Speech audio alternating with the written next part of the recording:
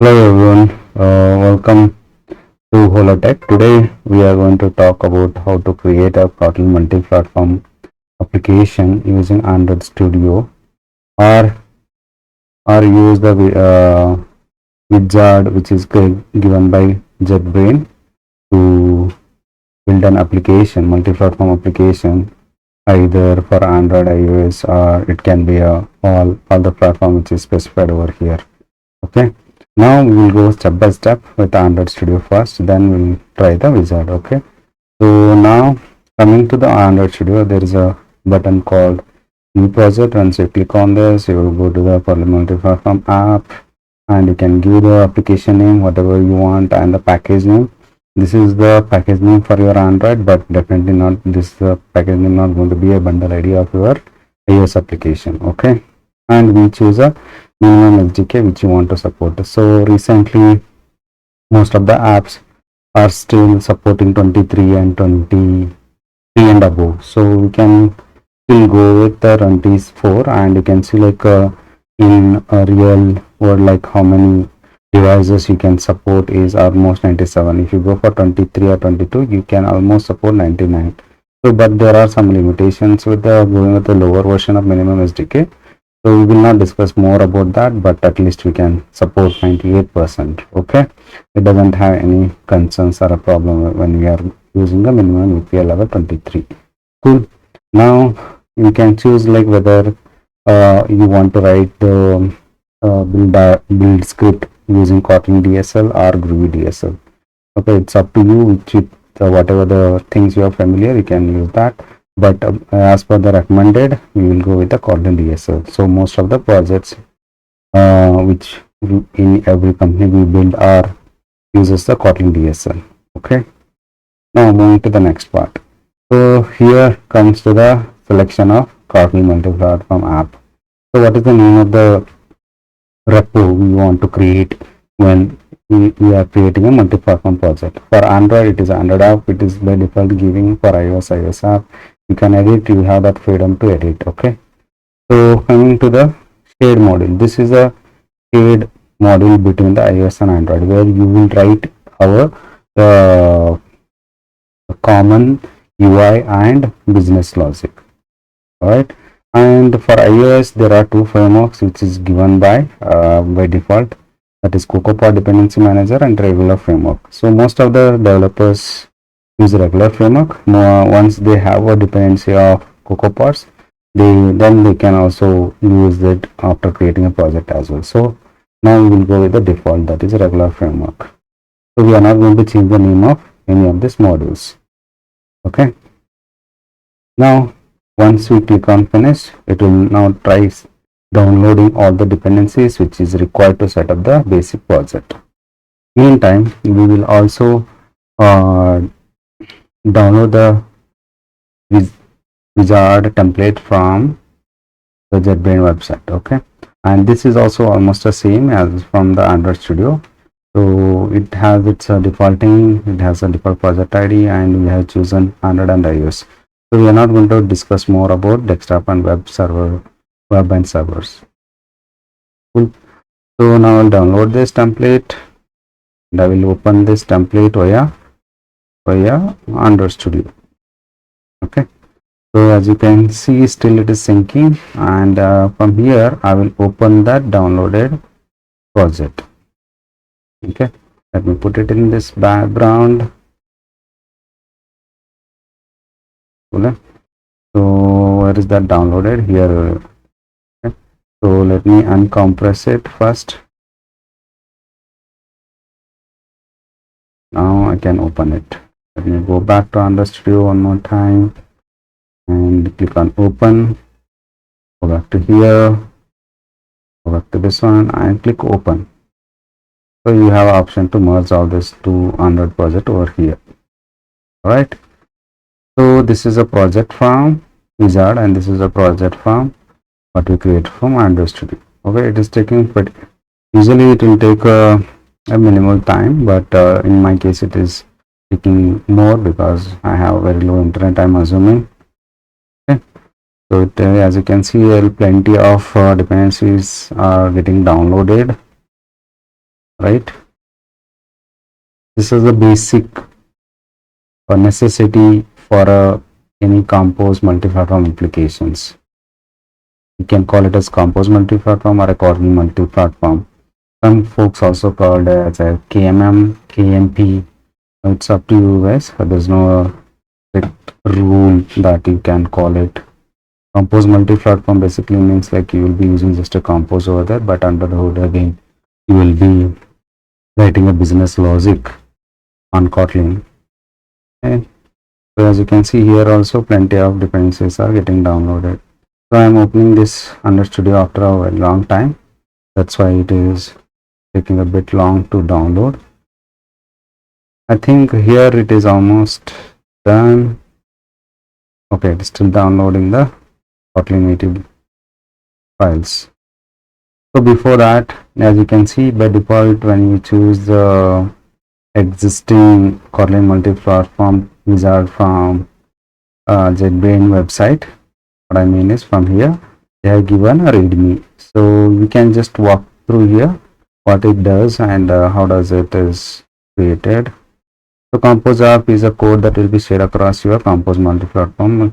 Common main is for a code that is common for all the targets, and iOS main would be the right folder for such iOS app. Okay, so iOS app contains iOS application. Even if you are sharing your UI with a compose multi-platform, you need to hit this entry point for iOS app. This is also where you should add a script UI code for your project. Okay. So we will dive more into this once the project is synced completely.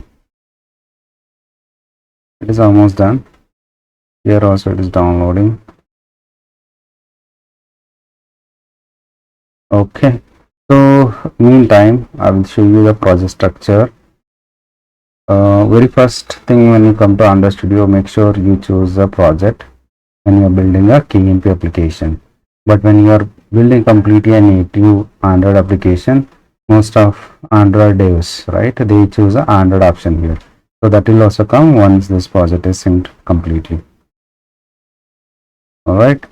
So project, why you might be asking a question, why we need a project here, right? It is gives a clear structure of each folders and where the each build or guidle belongs to. But in case of Android, that is meant for Android but not for a multi-platform. You can use that if you are comfortable, but we basically prefer using project options. Okay.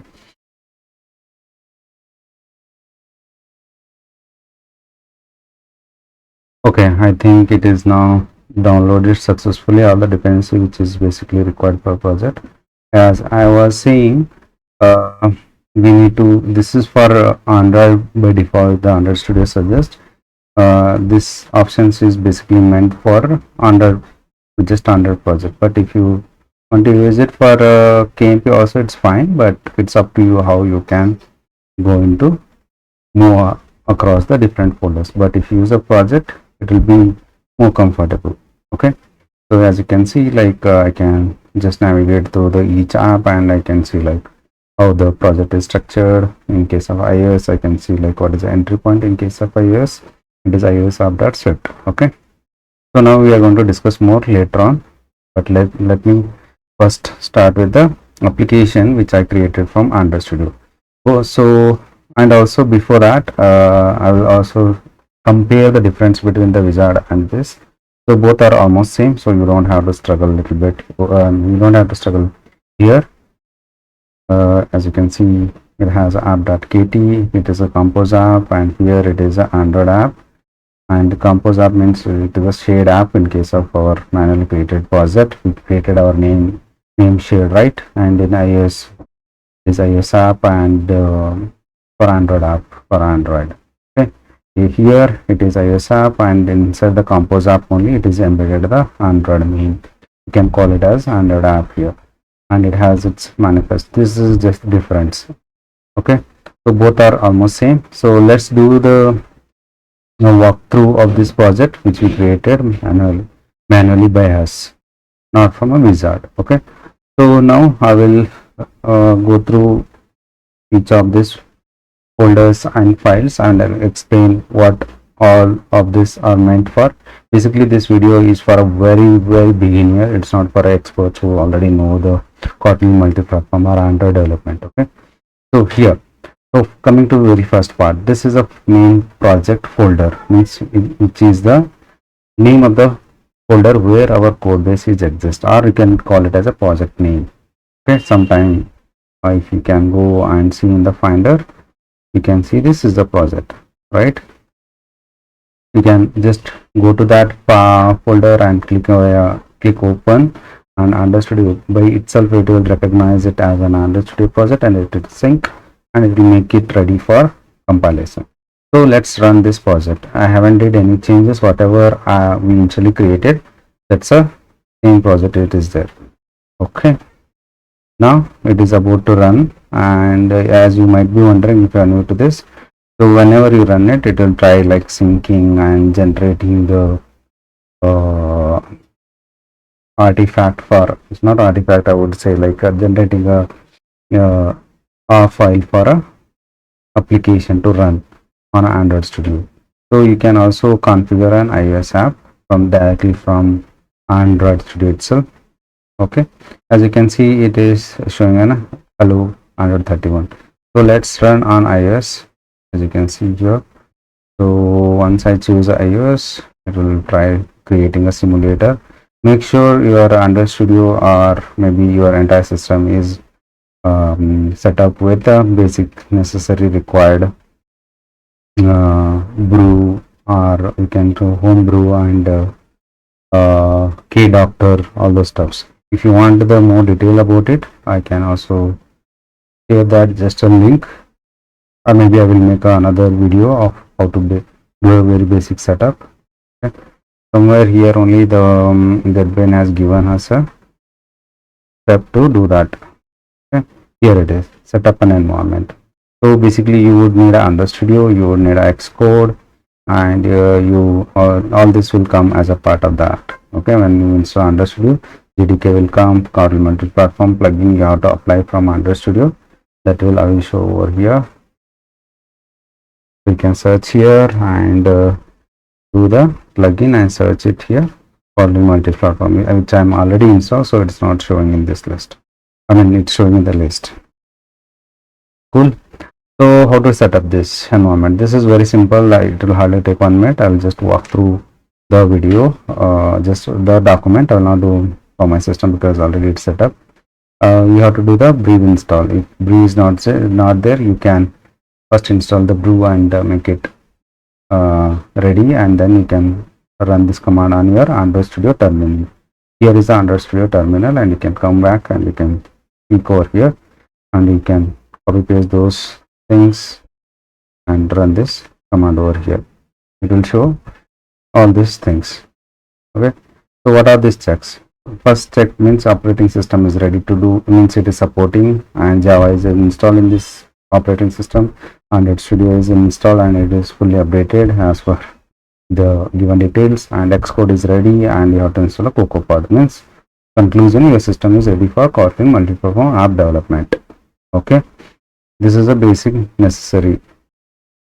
Cool. Now we have walked through the environment setup, right? So now coming back to the Android Studio. So it's once your system is ready, then you can able to create the multi-platform application as we started this video, right? Now let's run the folder by folder, which I was about to tell. Okay, here what is this, right? As you can see, there is an orange color folders are appearing on each of these folders. What are these? These are the generated file. Whenever you run a Android Studio project, so it will generate temporary files which are required for a compiler to run your entire code into the emulator or in your real device. You can connect your real device also. Okay, currently I'm using the emulator. Cool. Now what about the ID? It is not orange color. This is also an generated file, and this is more often going to get updated, but these are like one time, and they will also get update when you change the versions. I'll tell you like versions of dependency which we used later on. Okay, now moving to the Android app. This is the code which we create folder which we created while creating a project, and inside this all Android related code. It is like a basic Android app. If you guys coming from Android background, you would be knowing this what is Android app folder is. Okay, here basically it will contain the source. Under the source we have a main and we have a Java. You can name it as Kotlin, whatever the name you want. By default it is giving us a Java. Okay, so under that Android app has its own build.gradle file, and under that you can have all the configurations and dependency which we require to run the Android app. We will also walk through like each of this, what it does and why we require it later on. First we are finished with the folder structures. As you can see, this is a Java is like not picked up, and there's a com.mobile.my application, something like this it is coming, right? Why the structure is like this, you might be wondering, right? It is a package name which is comes when we are building an application. As you can see, this package name you can map with the namespace over here, right? So this is when you are creating application, it will ask the package name, right? That is the package name given by 100 string. So now you can also alter it whenever you want to rebrand your project or you want to change the store listing. This is the store listing name, I could say, okay, or the store listing package name. Whenever if you search any application, you would see there is a store listing, right? Let's take like gozek, right? com.gozek.resto means this is the application ID, means this is the ID which is comes, right? So namespace is also can be same as like a namespace or application ID, or it can be different. If you go to any apps, it will show the similar way. There is a particular ID, as like in iOS we have a bundle ID, right? Same way here.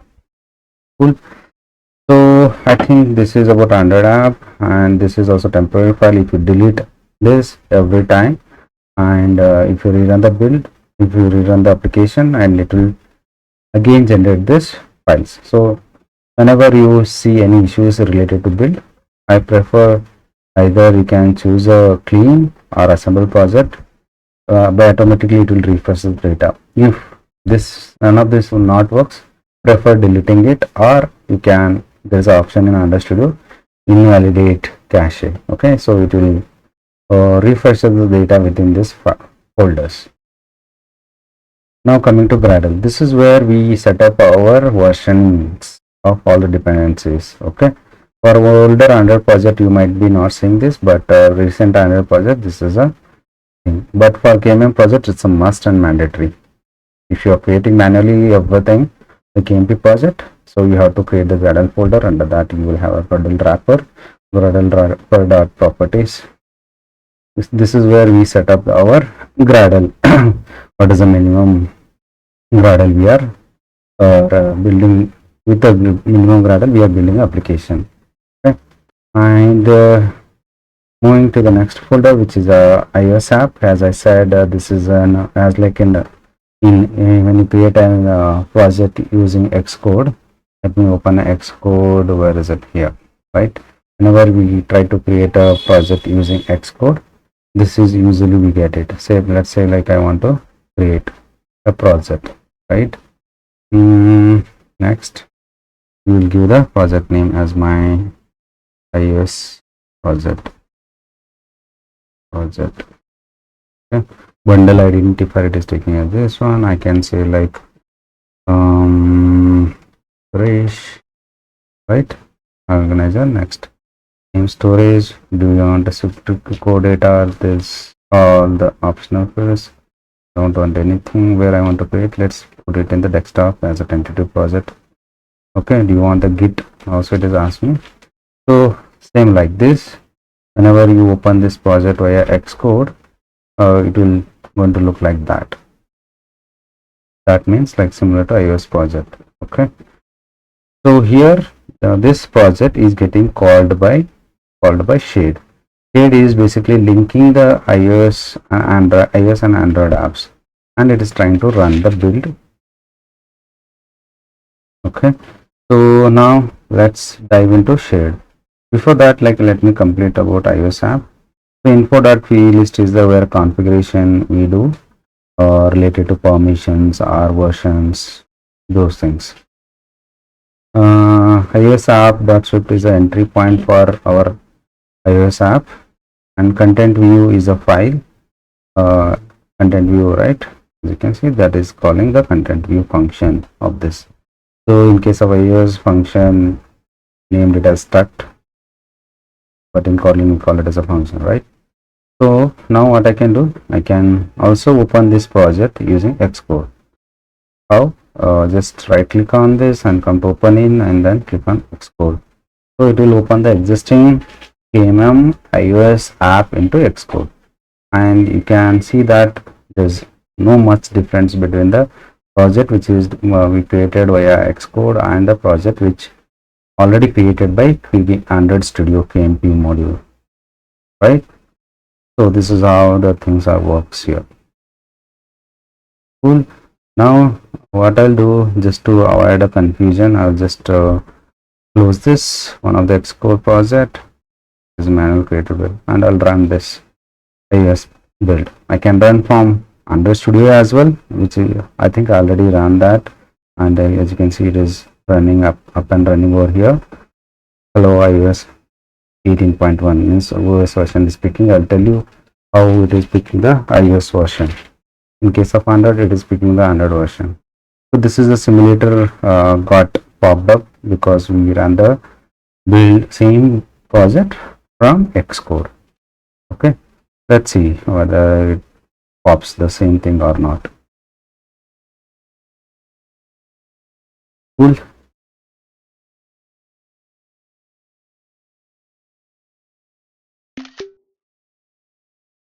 All right, so moving forward, now let's dive into shade. Shade is the where basically we write our shade business logic, UI logics.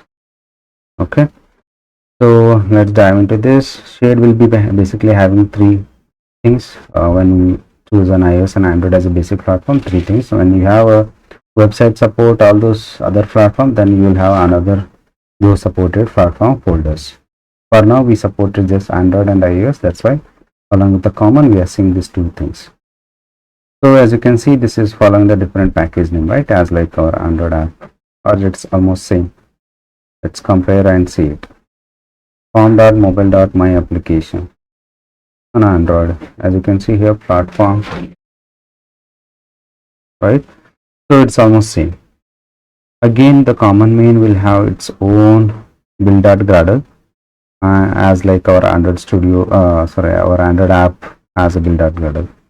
So each of this, whenever we create a multi-modular KMP project, so each KMP module will have its own build.gradle, and all of them can refer to same libstorm file, or they can have their own town file. But in my opinion, what is the best part is, if you ask me, creating a single town file for entire project is the best approach. Why? Because if you keep maintaining a separate libstorm file for each modules tomorrow, right, what it will happen, it will increase the build time. Why? Because each time when you build a app, it has to compile the libstorm file and make it ready for a consumers, right? So to process this build.tom file, it will take some bits of time. So just to avoid those time consumption, so better to maintain one single town file across all the modules. It has its own pros and cons. It's up to you guys how you decide. Cool. Now let's understand project level build.gradle, what it does and what all it contains. So let's go with the plugin. Why we define a plugins? These are the kind of a bomb, you can say. These are the definition or the instructions which we are giving our project to do. So we are using the it as an Android application, and it also act like an Android library, because from KMP project we can generate an AR file, or we can generate it as a framework for iOS, right? That's why. So Kotlin Android, this is an plugin, it supports it to help you to write a Kotlin code. Next thing is we have Kotlin Multiplatform plugin, which is must and mandatory for KMP projects. So we have a Compose compiler. This is a, you can call it as Compose Multiplatform compiler. So this are all the things build.ydl it can contains. And if you want to have any dependency to be downloaded from Maven or maybe any other resources, we can define them over here. Okay. Now build.ydl.properties. What is ydl.properties? What are it contain? It contains about how this project should run. Not how, I would say, like it basically contains a basic configuration, how much memory it can contain to run this project of this Android Studio. No, nothing related to not much related to project code. Okay, you can just forget all these things when I'm not much sure about them. Okay, now local.property, it is a path of your Android SDK going to pick, and settings.gradle, where you will see that how these all are linked together. Okay, and yeah, very first thing is we created a project called as my application, then we have an AndroidApp, then we have a shared. Okay, iOSApp, we are not linking with this because iOS runs independently from this AndroidApp, Android Studio. Cool. So now let's dive into AndroidApp. So you might be wondering, like, we already defined project level plugin, again we have to define. Yes, so AndroidApp runs independently, right? It whenever you try generating a means basically generating an APK, it has to have the root level, and when it compiled and make it as an APK file, it has also know like what are other plugins it required. And if you want to put it over here, that also fine, but it is must and mandatory to put in the Android app level build.ydl file also. Okay, as I already said, namespace and application ID, and compile SDK, where this your code going to compile. This is example, like if you have an Android specific feature which is supports only Android level Android compile, that is 35 and above, then we should have it. If you just put 33 and if you want to access the 35 feature, it's not going to be possible. The minimum SDK, same thing. If you don't support a minimum, it's not going to compile. We should tell through the compiler that this is a minimum SDK and there is a compile SDK and there is a maximum. This is a target which you are I mean, target is not a maximum, I would say, like it can go above as well. So this is what I'm currently targeting. That's what it means.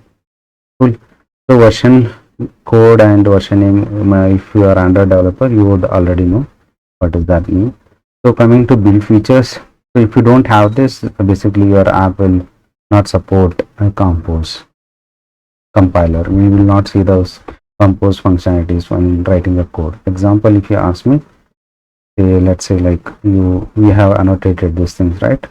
So if you just remove that build features Compose, then these annotations will start throwing an error. That's why we required a Compose build feature. Means entire application is built with the Compose. So packaging, it is by default. I'm not much sure about it. Build types, yeah, you might be know, right? In Android Studio or maybe when you're building an Android application, we have a build types. But in case of iOS apps, they do have it, whether a release build or debug build, right? So similar way, we also have it. You can have a release or maybe debug, one more, and in release, what all the things you want to do it, whether you want to shrink it or you want to minify it, you can define those definitions over here. So what is the Java version you are trying to support? I don't want to support that much lower, 1.8. So I want to go with 17, not at least 17. Okay, let me update it and sync it. Okay, if I updating here, I have to do this at some more places also, which is defined. Okay, and here. So some Android Studio will not show the suggestion. That time what you can do, you can go to Android Studio and download it. Where you can download, if you ask me, there is an I think SDK Android Java. I think somewhere we would see it.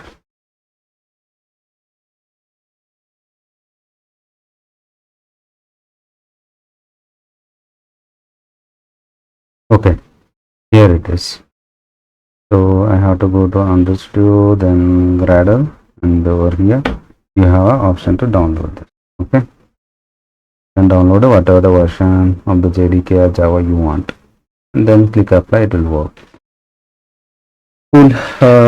This is all about. Okay, there are other more things also. Let me finish those as well. Kotlin options, we have Java 1.8. Let me make it 17. Java target was Kotlin of the GM target 17 only. Okay, and we have a dependency for project level. So as you can see, you might be wondering how the shade is getting called within the Android app, right? Or maybe how each of them are communicating. We will come to that point. So currently, as you can see, we are very first line in the dependency is project.shade, which is the shade which we defined here. That is what it is referring. Means our Android app is calling the shade. Why? It is, we have written the common logic within the shade, right? That is what we want to execute. In case of KMP, we don't want to write our business logic or UI logic within this application. That's why. Understood? Great. So now move back. We have a compose UI, compose dependency which are required for our Android app to run, right? So over here, if you see material 3, activity, these are very basic required dependencies, and where we define them, which is already I told you, libs.tom file, versions.tom file. Okay, it is whenever it shows an orange color, that means there is an update available. You can either use it or you can ignore it. So libraries are defined under libraries and plugins are defined under plugins. Whatever the dependency, then if you want to add it, you can just add it in the libs.tom file and sync it. Whenever you make any changes, it will give a sync option. Then it will generate a file name for that, and you can refer that file name over here. Okay, as like this.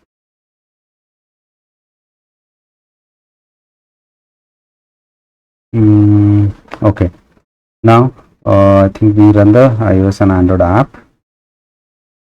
Okay, and now we need to understand how does this my application or maybe this code is getting called. How does our this code which is written in the common main is getting called in the Android app, right? So let's start from Android app. As you can see, this is the native Android code which is written over here. Now let me explain what is this main activity for those who are very new to this Android development. Main activity in KMP is a single activity based applications we create. Okay, and basically it should extend with the component activities, the parent activity of all the activities. Okay, it doesn't have any extended activities, so as you can see. And in onCreate, that's where we define our initialization of a class. You might want to understand the activity lifecycle. You can just go through any of the videos in the YouTube, you will understand it, but I don't want to make those as a major topics over here now. In the onCreate, we set the content. Set content is then composable function which helps you to create the composable within it. So theme is a theme where in which theme you want to run the application. Surface is a place where you will draw the UI. Okay, and we have a greeting view. Greeting view, as you can see, greeting view takes the text and it will set the text over here. So what it is doing, greeting view, the composable function we return, and it is internally calling the greet. So where it is there? Does it there in the Android app? No, right? It is coming from my application. Where is our my application is there? Does it a part of here? We are using the my application package, but there is no my application doesn't contain greeting at all, right? It is coming from common mail. So that is a beauty.